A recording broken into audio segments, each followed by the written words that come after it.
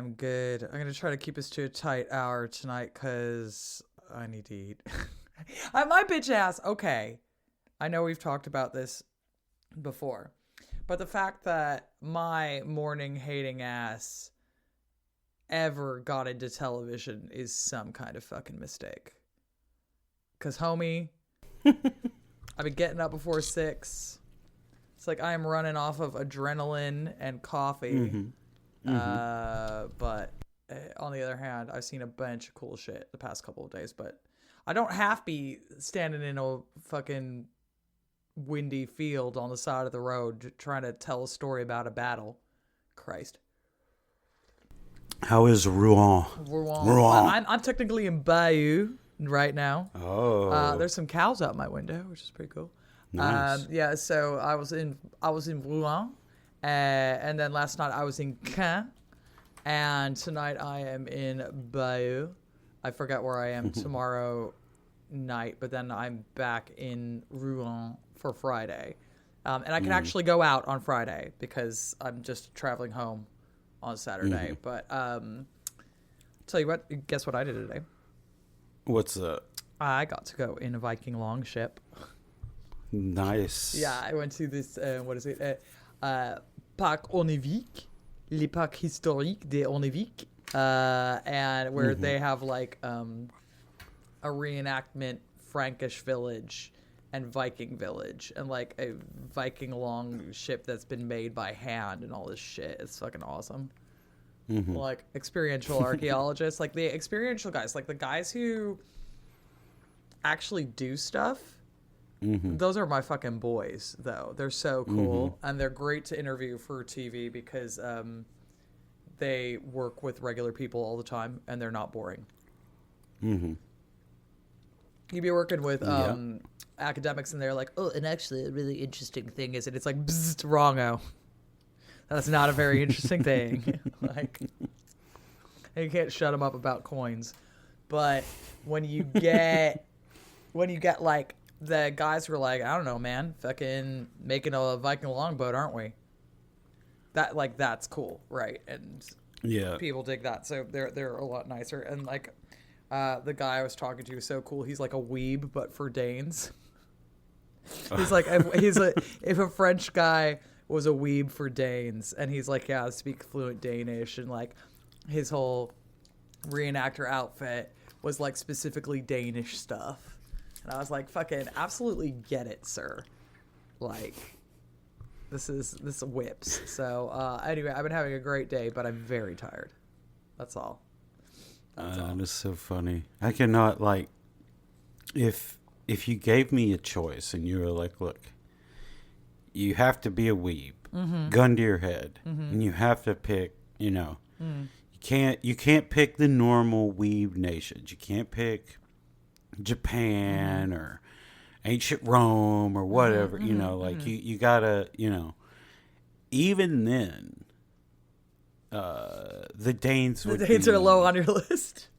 Like, at least in like the 70s or, even the hundreds of like, there's a whole lot of stuff that, that I would rather weeb for. Wait, okay, no, this begs the question, mate. Who are you gonna weeb for? Who are you weebing? Fuck, I don't even know. Well, you have to now because I asked. I know I have to.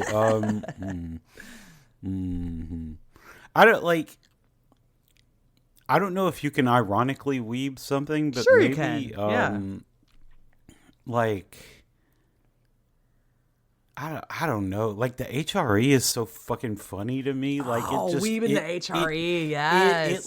It wins its way into my brain, and it's just something. And every time I think about it, I laugh. I chuckle to myself with bemusement at some aspect of it. Like, any part of it, it doesn't matter because it's also like, it's also bureaucratic, but at the same time whimsical seeming, and like, it's like needlessly confusing. More like, even more confusing than like the American system. Like, even though that's probably like the closest mirror to like the county system we have here, it's still so much more confusing because of the overlapping medieval shit. And you're just like, you've got, electoral Saxony, and then you got regular Saxony, and it's just like, and they would give one, it's just so fucking funny to me, even though like I don't have any, I don't have any desire to like go back in time and live there or anything, or like but that's who you're bring it back in any way. It's more just like a historical bemusement, being like, look at that, man, those guys, they're so wacky. Look at them. Well, but I mean, yeah. I gotta say, congratulations on weebing the same thing as me. So it's probably your fault. Like, yeah, that's right. All your fault. No, we've got podcast transmitted HRE weebery. Yeah. But like the other thing is, I just don't have like I don't have like a firm like respect for like, or like respect or like extreme interest in like any historical state. It's more just like one-off events and things, and like occasionally like a person or something like that. And it's like, and so like I don't have anything to like choose from. I guess I could do the Soviet Union, like, even though like after a certain point I just stopped agreeing with like most of what they were doing entirely. But like, it kind of one of those things where it's kind of like, everybody's being dicks about it. Like, they had their problems, but like the entire world was against them. Like they were so like, what do you and it's just like, but then people are like, you're a tanky. It's like, oh, okay, fine, I guess, whatever. I don't really care about sending the tanks into Hungary in 54 or whatever the fuck it was. But like, sure. But I don't know. Like, yeah, it would probably be something like that, or like,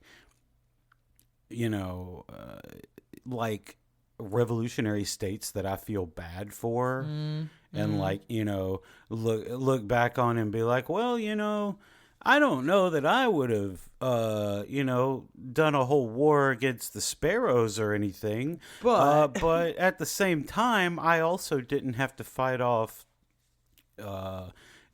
international and domestic colonialization attempts, and then like fight another war and industrialize a country with the most people on earth in like 15 years. And I didn't have to do all that stuff, so it's like, who am I to say? But yeah, like, I don't know, probably like the HRE, or I don't know. I really like Cuba, like revolutionary Cuba. Yeah. Good stuff. Yeah, Good for them. Again, I wish they would have adopted their more correct stance that they have now on LGBTQ stuff earlier. But none of us are perfect, and yeah. So it's one of those things where I look at it and I'm like, the fact that they're still around is just like insane to me. Like, they're still there. They're like, if you like want to step back and look at it, they're probably like the most technically Marxist, Leninist, communist country on earth now, because because neoliberalization wasn't foisted upon them, because they haven't had an actual economy in 70 years. Completely. Yeah. Anyway, yeah. I don't know. Probably a weeb for one of those. Irony weeb for the HRE. Oh man, that thing about the Habsburg conference in that was so Plano, Texas, and they have like Carlist guys with flags there, like imagine. I mean, like, so like, and I think that's different, like, because they're weaving specifically for like the Habsburgs, and I'm like, what are you doing? Like, that was so sad too. There was like 10 of them. Yeah. I was like, oh, how the mighty have fallen. Like, it would genuinely be more... Like, I mean, they can't be making enough money off of that many people in the room to make this worthwhile. Like, it's just absolutely bonkers stuff. Yeah, well, I mean, what's his face, Eduardo or whatever, the one who is on Twitter or was or wherever he is on social media. He's like an ambassador from the Austrian government to, I think, the Vatican. Jesus, so like he Christ. has like a make work job, but like I don't know. I don't know how much they could be making off that. I know, like, I'm sure he probably gets paid a good amount of money to go speak at stuff just because of his last name. Like, I think he spoke at, like, a CPAC type event here in America a couple years ago. And those guys, and those guys usually get paid pretty decent to do that. So it's like, probably like that. But, you just, like... That is a weeb for a whole other thing, because you're like, I don't. Not only do I want to take Spain back, and you're like, oh, you're a fascist. You want Franco? He's like, no, not like that. We're going back. We're going all the way back to the Bourbon dynasty, and like, fucking hell, mate. But you're just like, but why? Like. Yeah, okay. If your whole thing is being a reactionary Catholic, there are so many organizations that cater to that, and in Europe and America and everywhere else. And like, if you're being like a monarchist, like, I mean, I don't get it, but okay, but like, Carlism, which is like, it was like a dead revanchist thing, like. I know it was part of like the Spanish Civil War, because they had the weird like mixed Catholic fascism. Anyway, if we're keeping it to an hour, we're doing a bad job. We better. Because I'm end up talking about Carlism. Well, okay, so like, all right, let's weeb for China. All right. Let's weeb for China and then Mongolia. All right, 3, 2, 1.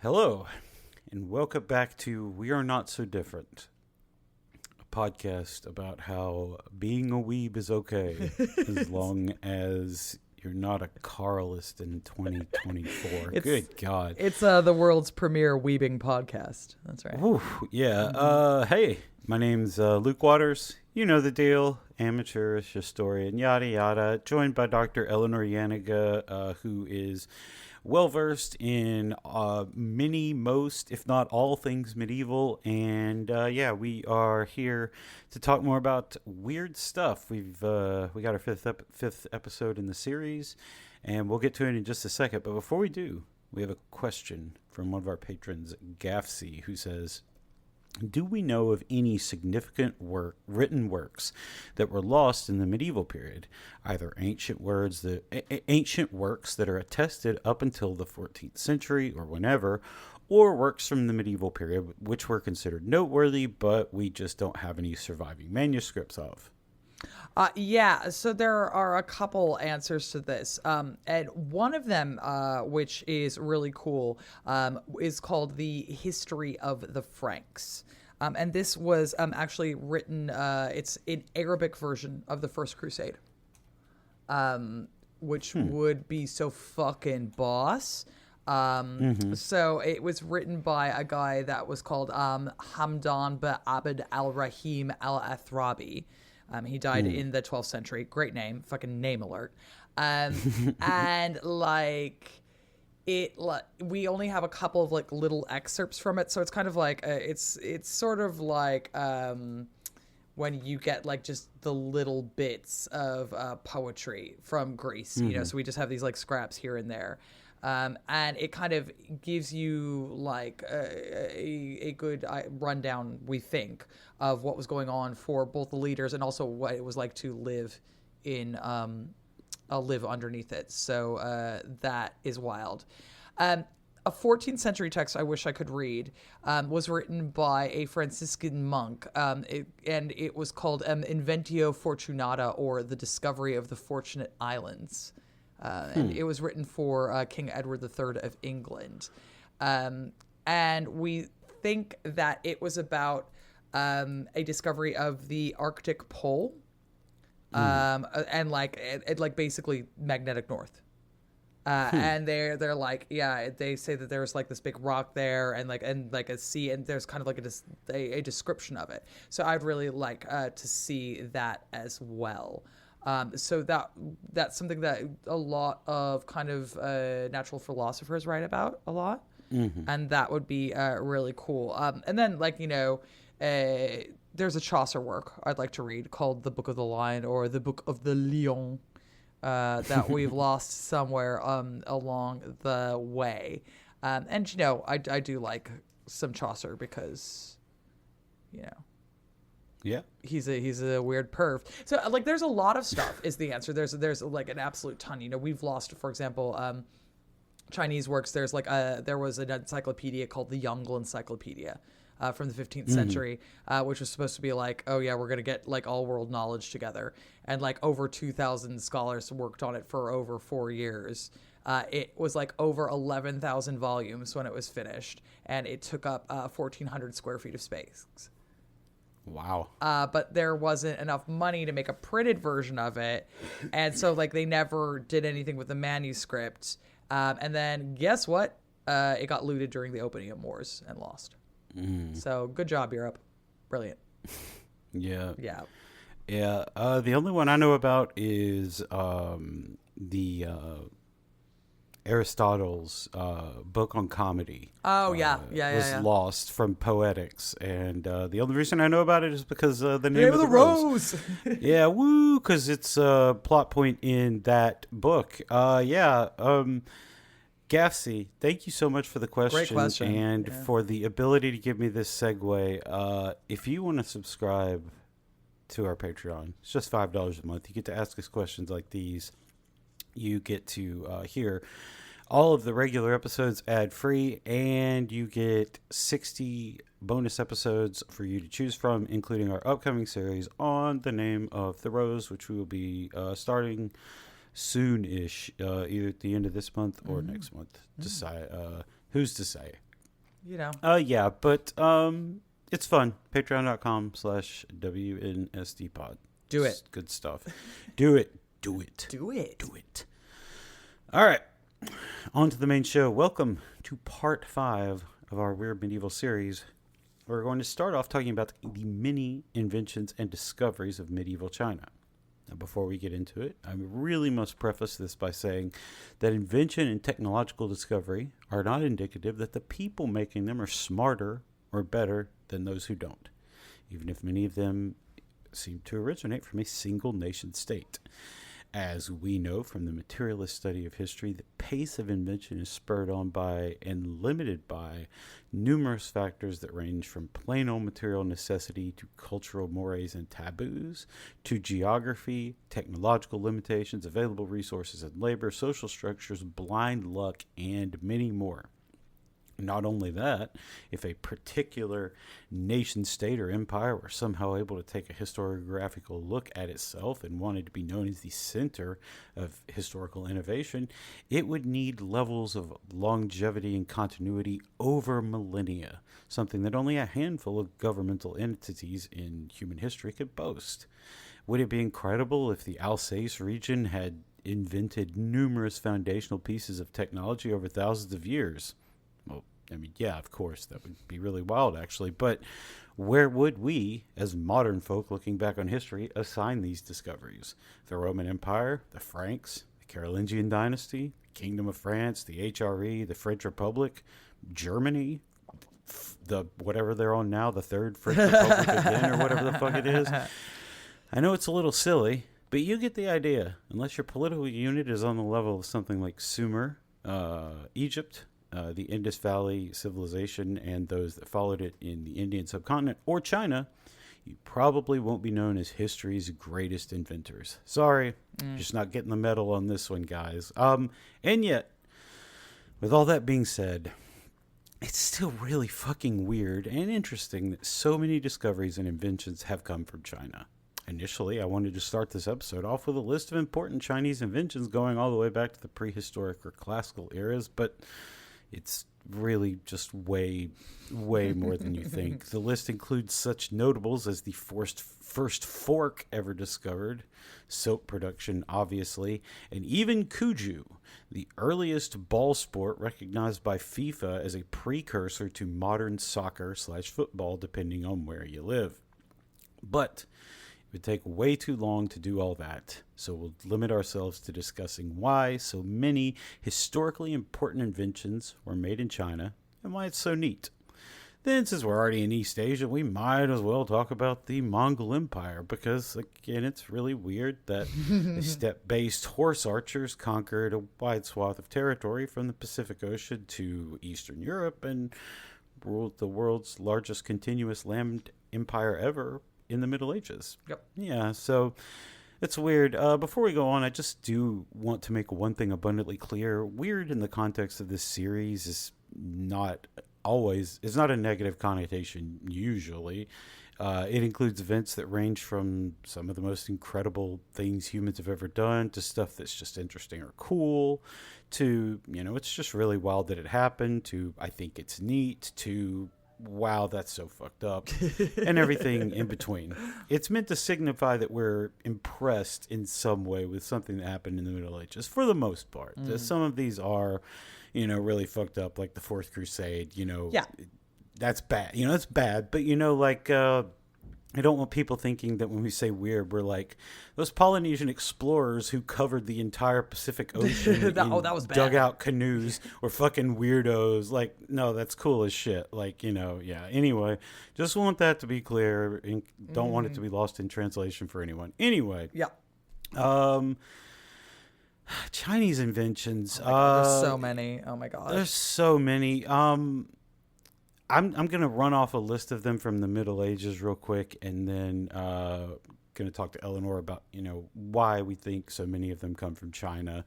But obviously they're the four great inventions, three of which are medieval: the compass, movable type woodblock printing, and gunpowder. The other, paper making, began earlier, sometime in the 2nd century BCE. Kicking our asses. Just on that paper shit. BCE. So much more in the Middle Ages: toilet paper, sulfur matches, incense clocks, toothbrushes, playing cards, modern steel making process, multiple modern steel making processes. Now that I think about it, playing cards, banknotes. Oh, God damn it, guys! Boo. Look, here we are talking about how good you're doing, and then you're like, "Oh, we got to invent banknotes." Boo. Anyway, Boo. Boo. Horse collars, and basically every gunpowder-based invention, from early firearms to cannons to handheld explosives like grenades. Also fireworks. And I mean, technically, you could include the Silk Road in this, though it did exist before the Middle Ages. It, again, is just part of this interconnected world that they had that is so much more interconnected than people normally think of with the Middle Ages. And it's crazy the Silk Road went on for as long as it did, with all the bandits and just, everything that happens. Yep. It still went on after the Black Death. That's crazy. Yeah, so that's a lot of inventions, but Eleanor, why do we think that so many of these came from China? Is it just like a historiographical thing that we notice now because we like patterns and, or were there other factors that made, China uniquely suited for this role that, again, we're assigning them from our perch in the modern age? Okay, so there's a number of things that we could say here. And I think that we could start off with like the materials reason for this. And I think that you have to say that there is a certain amount of stability that is happening here. Sure, you have empires rise and fall. If you want to hear more about that, go back and listen to our series specifically on China. But you do have a relatively high standard of living for average individuals. in China compared on a global scale. So this means, people are well fed. It means that there is kind of an opportunity to go out and do more, because one of the things that we tend to see worldwide is that you get explosions in things like inventions or art, things of this nature, when everyone has a kind of higher level of and standard of living, because you don't just have to go out and plow, right? You have time to do other things. So that is kind of part of it. I think that we also have to say that China is fucking huge, dude. It's fucking enormous, right? It's absolutely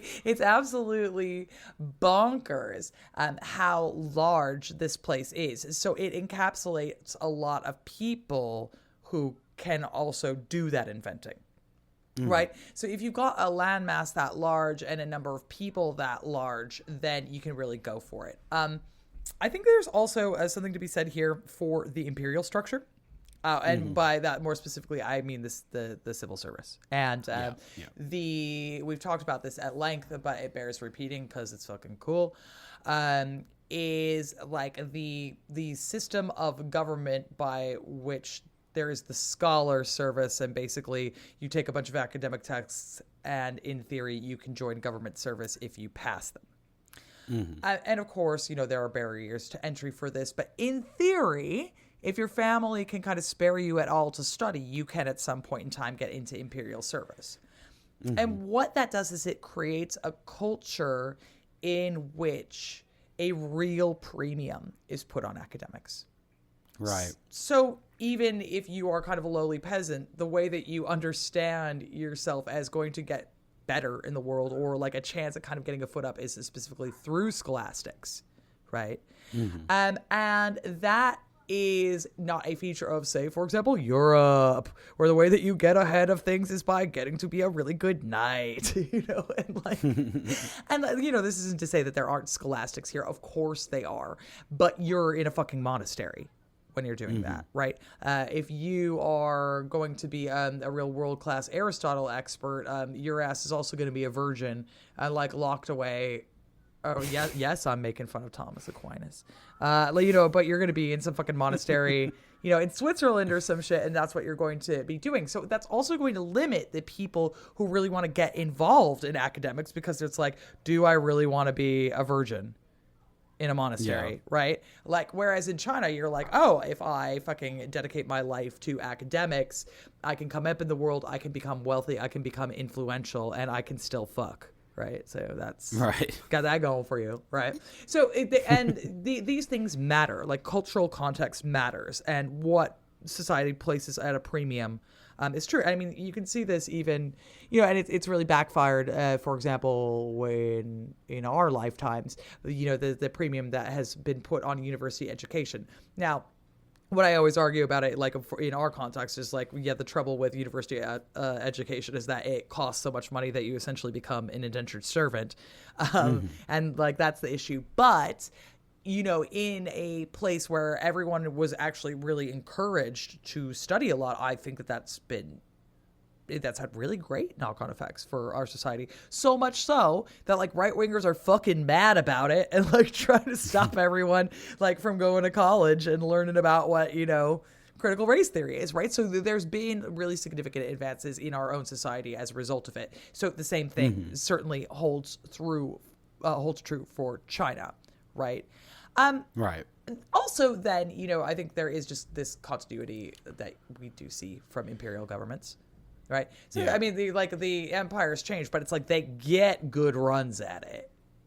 Right. They're going for 800 years, 700 years. And it's change. You've lost the mandate of heaven. New one. And whereas, here I am in fucking Bayou. Right. And it's I guess that there's the Carolingians rule us. Oh, bunch of Vikings moved in. I guess we're Norman down. Are we Norman or are we English? Who's the kid? What's going on? Are we French? Wait, is there a revolution happening? So, this kind of keeps you all it keeps you in a constant state of warfare a lot of the time. Yeah. And warfare is not a great time to be inventing things. fucking World War II notwithstanding, but that's completely different, right? So that when you have that kind of governmental stability, it allows for these things to happen, which is cool. Yeah. So yeah, there are a number of things involved in this because it's a rhizome, right? We're Deluso-Guattarian historical materialists over here. You can't pick one of these things out from another, right? Yeah. But they all contribute to this incredible whole, and that is and it's fucking wild that these things were able to happen. But, because there's a high standard of living, people don't really revolt as often. Yeah. Because there's a high standard of living, the government is considered to have the mandate of heaven. Because there's a high standard of living, they could be like, I feel like we need more scholars. Can we get some scholars in here? And then the scholars are like, check this out, bro. Invented paper. You like that shit? And it's just things like that are really helpful. So they all play a part with each other, but I think that it's a good argument for treating your people fairly well. Yeah. Is what I would say. Yeah.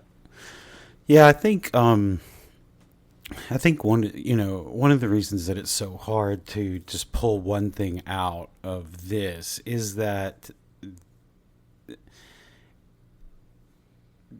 all of these factors are present elsewhere on Earth during historical times. And, there are places with this wide open geography that just has plenty of land to grow as much wheat and and staple crops as you possibly can, and then it has vast reserves of natural resources, stuff like that. Like, I don't know, for example, the entirety of North America, which is like that, and I mean, where America is now is just like this wide open thing. And if you've ever seen modern China superimposed upon the United States of America, you'll know that they're largely the same size. Yeah. So it's not just geography, it's not just imperial structure, because there were other empires, and you got all of these factors that are present elsewhere. And there are traditions of learning and focusing on academics. We are obviously not part of the, we love Western culture or whatever thing, but you do got to hand it to the Greeks. They did a whole lot with astronomy, early on, just like the Chinese did, so it's not like it wasn't just,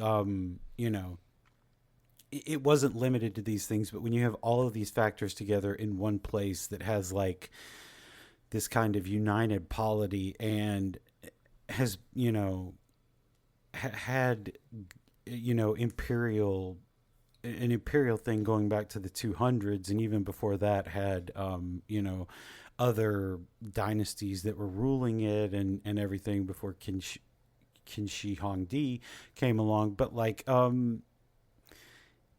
you get all those things, and you get the Chinese civil service, which, as Eleanor said, creates a continuity in government, but also creates all of these people who are, trying to move up in the style that you might think of like a technocracy would be. And it's just, you get stuff. And I mean, some of it is like, well, of course they came up with it first because there were so many people there and they had this, but others of it is like, I've talked about it before, but cast iron, China invented cast iron something like 2,000 years before it shows up anywhere else.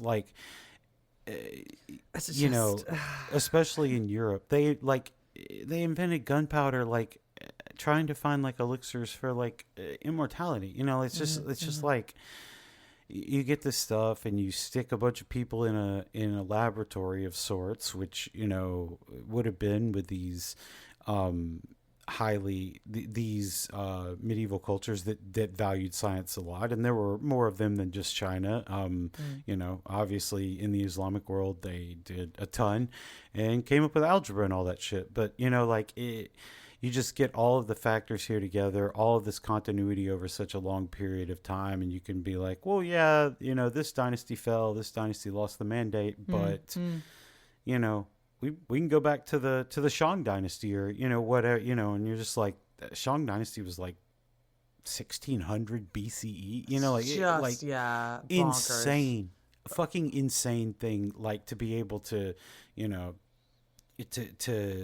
to do that. And I mean, like there are people in China today who can trace their lineages like with actual records all the way back to like 1200 BC. Like it's just like okay, this is exactly what I mean about utterly insane that happened, because even as long as Egypt lasted, like nope, it, you know, kind of fell into dust after a while. But that's exactly what I mean by like stability too, right? Because it's like, how do you get records like that stay stability? Because you've got people who are like, you know, keeping the same records, right? Like you have to have a certain number of people who are all agreed that they're going to like look after this shit, right? And stability really helps with that. So it's, you know, I'm not here to praise an empire or whatever, but you know, in comparison, to a lot of other places in the world, that's pretty impressive, I would have to say. Yeah. I would have to say. Yeah, no, it's you know, it is impressive, you know, and it's like I don't think we're praising the empire, but like you know, as materialists, you know, you got to look at it and you got to say like, well, yeah, obviously, if your thing is you have like you live in, you know, somewhere in Central Europe, and you have the courts of like 5 duchies, an empire, and someone else trying to pull you, even if all of them believe fully in science, and you know, and trying to like expand the way we think about science and come up with new inventions. Even if they all are, you're still being pulled in 5 different directions because of that. Whereas for the most part in Chinese history, obviously there was the Warring States period and stuff like that, where there were a lot of competing smaller entities, and there were civil wars. But for the most part, like, you know, well, the Han Dynasty wants me to come down and do, you know, astronomy, or you know, the Qin want me to come and, you know, do this or whatever, and you're not getting pulled in all sorts of directions like that. So I mean, yeah, that's, you know, that right there is just such a huge factor that was not present for, you know, most of the rest of time. But again, as we talked about, there were the Persian Empire, which a lot of inventions came out of. The Roman Empire, again, you know, Western civilization, boo, but you know, the Roman Empire had a lot of inventions and did take science somewhat seriously, you know, just like their Greek predecessors. So, you know, I think I think you're right to say it, but at the same time, like a strong centralized state is almost always going to have an advantage over like a loose confederation type thing. Especially in this time before like the advent of like true super weapons and stuff like that. I would agree. Yeah. So, you know, we've talked about it, and I mean, like, yeah, there are just so many fucking inventions here that like they invented the first, like, obviously, you know, drilling for oil has caused a lot of problems, but they invented like borehole drilling, like in like the 200s AD or CE. You're just like, okay, what the fuck? Like, what are you doing? How, you know? Like, how do you do that? Yeah, it's like, oh man, it's just insane stuff. You know, it's just. Yeah, petroleum is fuel before anyone else. Oh, you know, we were talking about the eclipse the other day. They invented the first camera obscura, the first pinhole camera, in the like 4th century BCE. Like, that's so bonkers. Because they were like, it hurts to look at the eclipse. What if I do it like this? And there you go. I mean, honestly, you know? It's just it's almost exhausting, right? Like when you're like, I mean, I guess that too.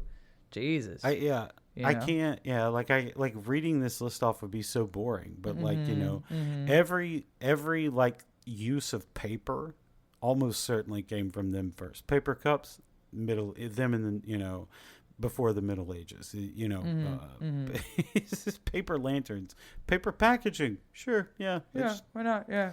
Okay.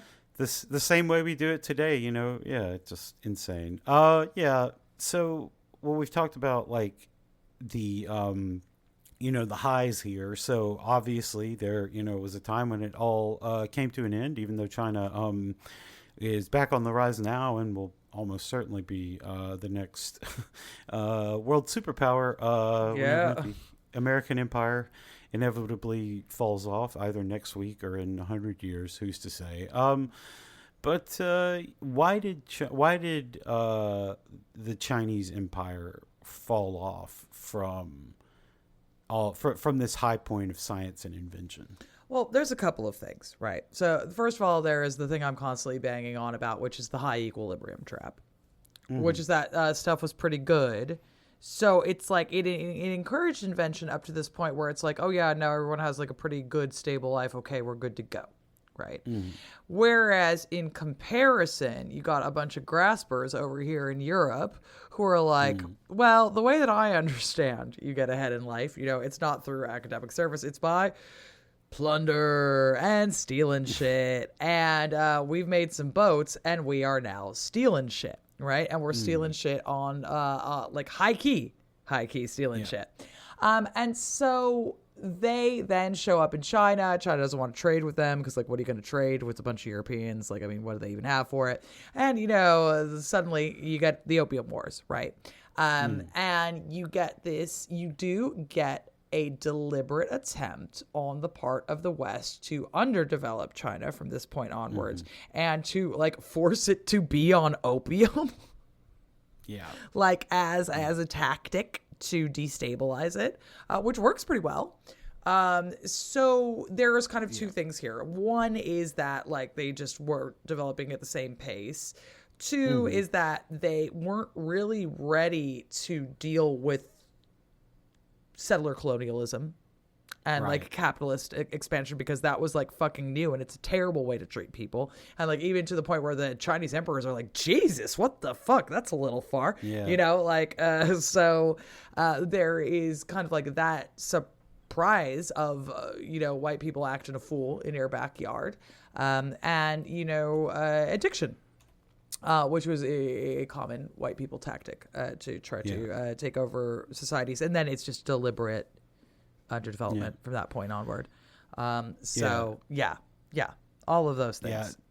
Something I do find very interesting is like you can see the way that the Western progress has gone, and to the point that like when the emperor loses the mandate of heaven, a new dynasty comes in, they take over. There's some kind of either, maybe not a revolution, but some kind of rebellion from below that installs a new person, a new noble or someone like that as the new emperor. A new dynasty comes along. Well, when the Opium Wars were happening, in the background, there was a civil war called the Taiping Rebellion that is one of the deadliest wars ever fought. So like 30 million people dead due to like disease and flood damage and all that sort of stuff, and probably would have won and would have continued their cycle of the mandate of the emperor losing the mandate of heaven. But the American, Japanese, European forces all came in and put their thumb on the scale and kept the then current Chinese dynasty in power, and eventually led to the end of the Taiping Rebellion. And so you get to see something where like China, is this proud country with all this history going back thousands and thousands and thousands of years, and then they finally get to this point, and Europe and others have kind of caught up, and they kind of let it just stayed stable or whatever. And then the Western nations were able to just kind of assert their will and completely knock off the trajectory of like Chinese history that had gone back as I said, since like the 1200s BC. So, yeah, it's it's good to think about materialism because it's fucked. Yeah, completely. It's real fucked, yeah. While we're here, before we leave China, let's also just briefly talk about the Ming Dynasty treasure voyages, which happened in the early 15th century, 1405 to about 1433. These were the ones where the Chinese, the ships that they used were large quad-masted ships that had the ability to do sustained transoceanic travel.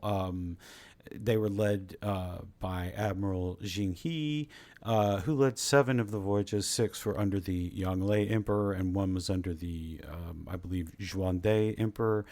And some of them went so far as to reach Hormuz in the Persian Gulf. And while the later ones reached up towards the Arabian Peninsula and even the eastern coast of Africa, so they were able to, successfully traverse the entirety of the Indian Ocean to do that. Meaning that almost certainly could have done the Pacific Ocean as well. But they established extensive maritime network, tributary and protectorate states, over which China was a suzerain, expanded Chinese influence all over, and, as I said, probably could have made it across the Pacific and landed in America with, expansionary intent had this gone on longer, because as we said, the ability to traverse the Pacific Ocean had been there for a while with the Polynesians, but the ability to like send entire crews and armies and the supplies for like that in like a real force to like take over a continent, that was new. That was towards the very end, like with this stuff. After the 7th voyage, all large-masted ships were scrapped, and laws were put in place to make it so that ships capable of transoceanic travel were illegal to build or own.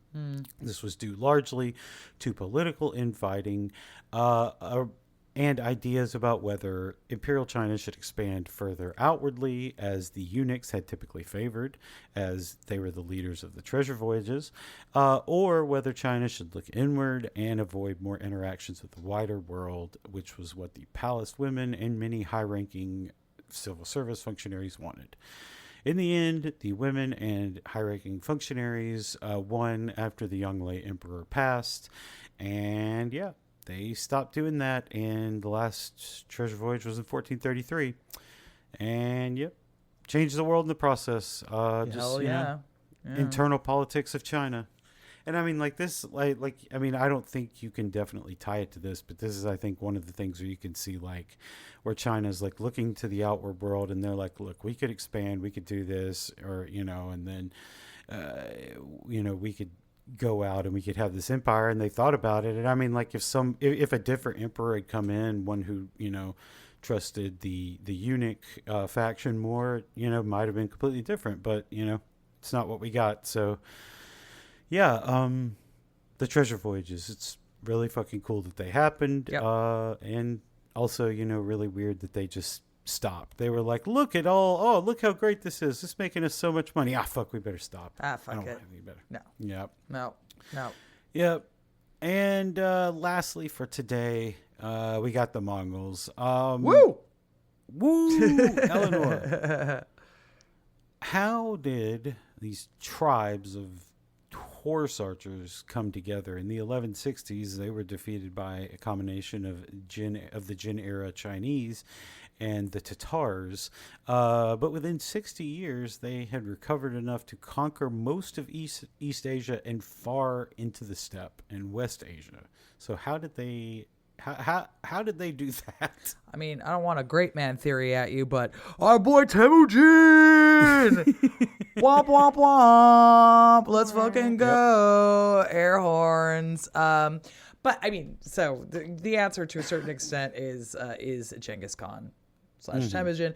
But the thing behind that is it's not just him. It's the idea that, I don't know, brah, maybe we should stop fighting each other and go secure the bag. right? Because it was really good for example, Imperial China when the varying Mongol tribes were fighting each other because they're busy up there.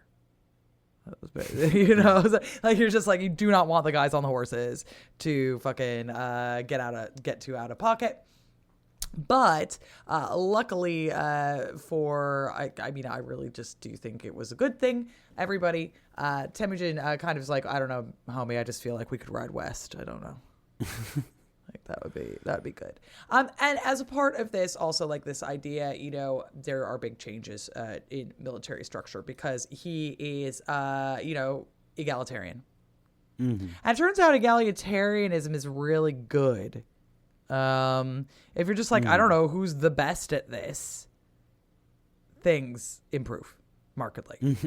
Right? Like, instead of it just being like a hereditary claims to things, it's like, oh yeah, like I'm sure that like my fucking superior genetics will mean the best people continue to be in charge and I will never have a fail son or whatever.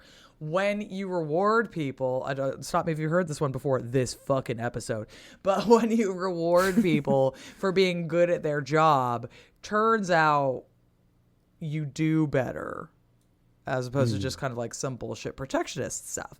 So changes to military structure which emphasize actual prowess as opposed to kinship roles or where people were born means a huge fucking difference when you are controlling an expansionist army, right? And, you know, then it also encourages people to try harder and be better because if you just kind of like move up the ranks because you're good, that's, you know, pretty sweet. Like, you're not going to try that hard if you're like born an infantryman and you're going to die an infantryman, right?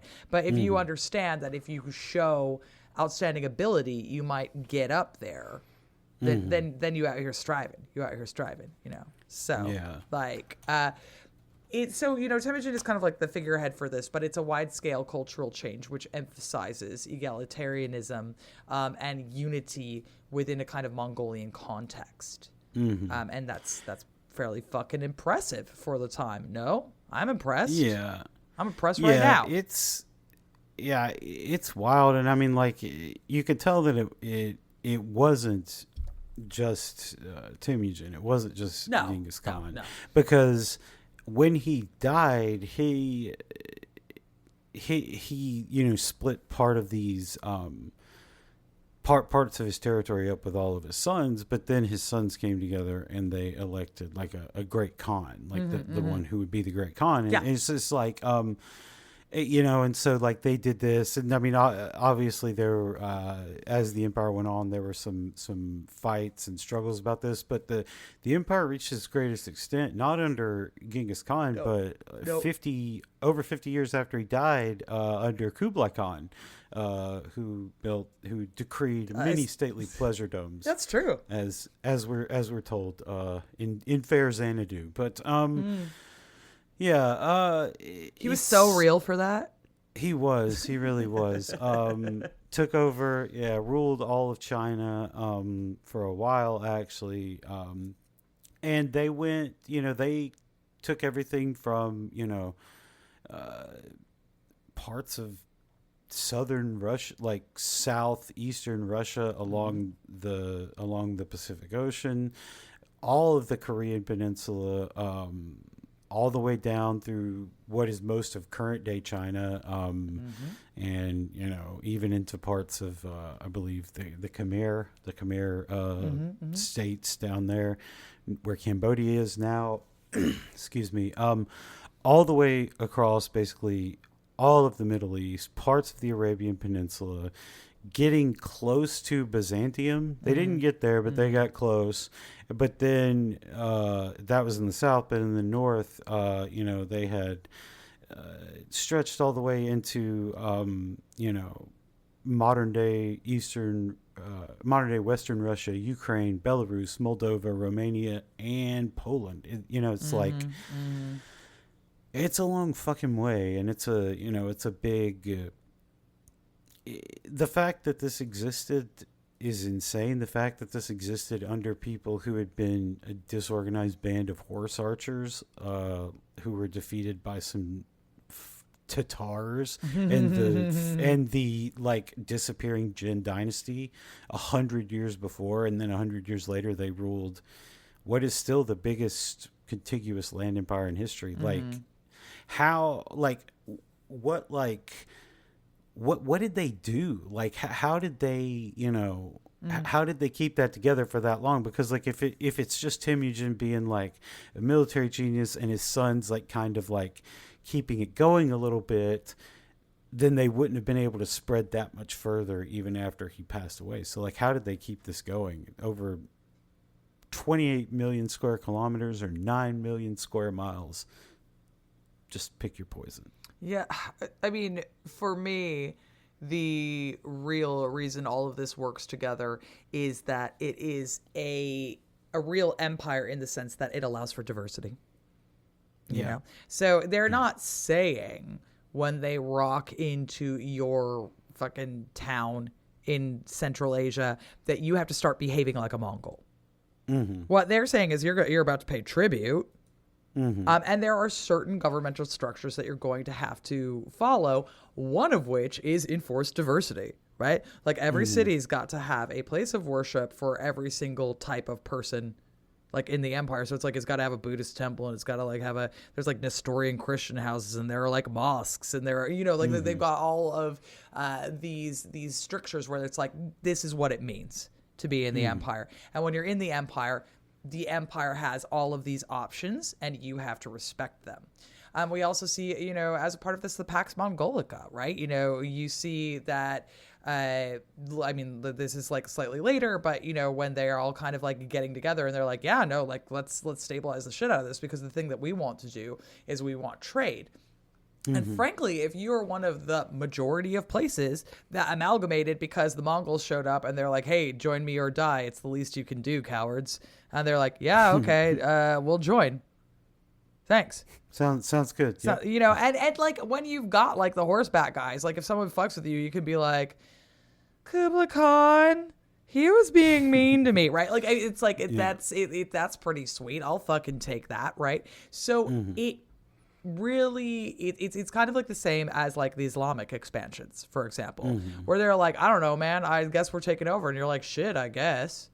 And similarly, like with the Islamic conquest, they don't ask people to convert. They're like, no, you don't have to change anything. It's just people convert because they want tax breaks and etc. And there is no God but Allah, and Muhammad is his prophet, or so I've heard.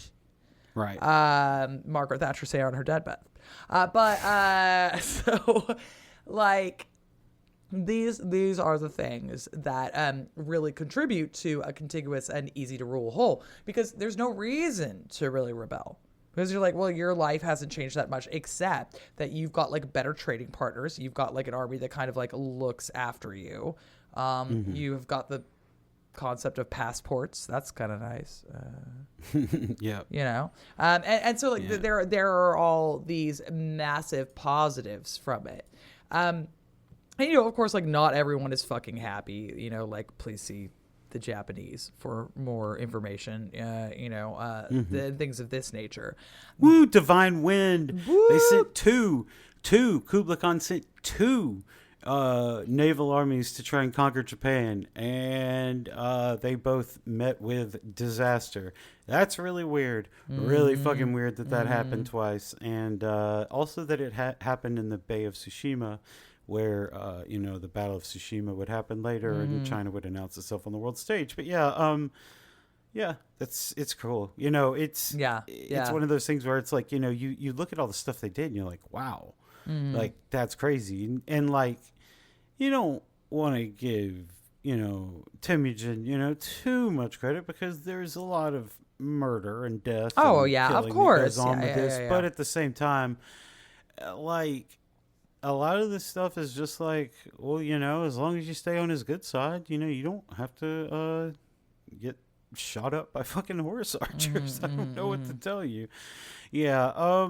So after the death of Kublai Khan in 1294, the Mongol Empire started to break apart. Was that just because it was so big, and how are you going to keep that intact over that span at a time when, you didn't have almost instantaneous mass communication and stuff like that.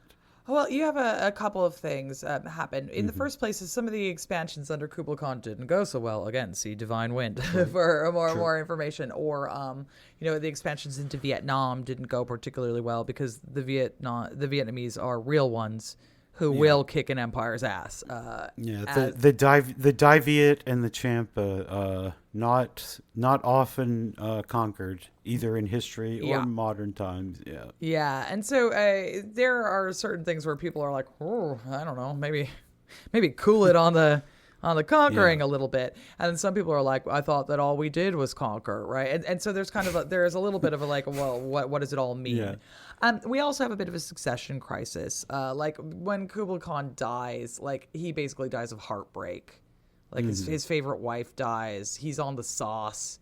He decides to get really fat, brackets positive, and just like eat himself and drink himself into an early grave. His favorite son also died, who he'd been like grooming for succession.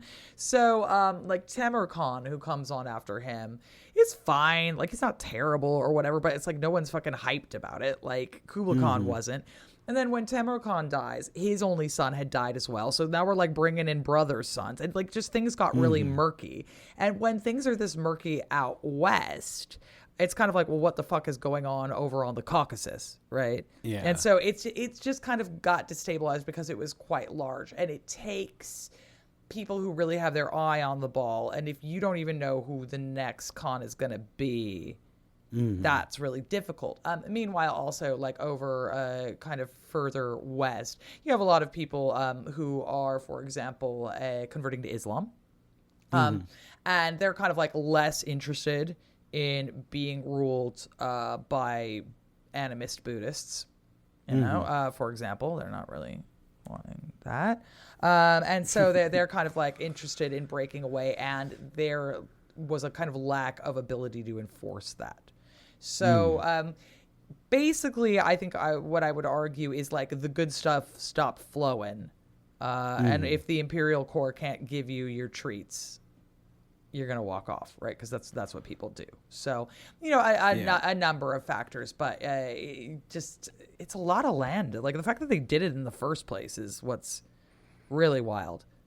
Having it intact, having that amount of land intact under your name before like 1500 is insane. Like how insane to me. You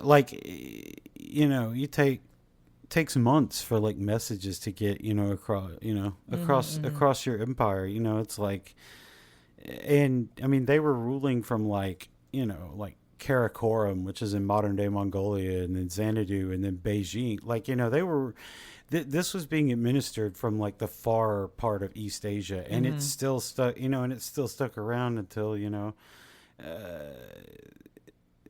at least 1300. And then it, kind of started breaking apart big time. But it's just, that's nuts. That's China and the Mongols. We folks, we love them. We love our friend of the show, Temujin. He's always here, always here with us in spirit. Always in my heart. Yeah. He's with our new advanced technology, we can eat who he eats and defile who he defiles. Hey. Yeah. Anyway, that was a Simpsons joke, not a dig at Mongolian people generally. So in case you weren't familiar with that, just wanted to make that one abundantly again clear. We are elder millennials and we are going to make Simpsons jokes. Next time, don't know, it might be the last episode in the series, or maybe not, we will see. But we've got a few things to talk about. Dancing plagues, that's right. Just like weird shit, and who could forget Constantinople and the Theodosian walls that held out through all of the Middle Ages. That's right. Until technology kicked their ass. Finally. So thank you all so much for listening. Eleanor, what do you got going on? So this week while I'm out on filming, if you want to see my bullshit, really I'm mostly posting on Instagram, where I am at Dr. Eleanor Yanaga, all one word, because I got pictures and shit. That's what I have to offer. I will have a new blog up next week at going-medieval.com about obscenity and modernity. Nice. But, I'm on the socials at Going Medieval when I'm not in a field in France somewhere. And you can, of course, always get a hold of my book, The Once and Future Sex, which is out now in paperback. Yeah. Yep. And yeah, Luke is amazing on the socials. You know where to find me. You know where to find my old show, People Search for the Old Republic. Check it out if you like my voice and you like Star Wars. Yeah. In the meantime, thank y'all so much for listening, and we will see you next time. Au revoir.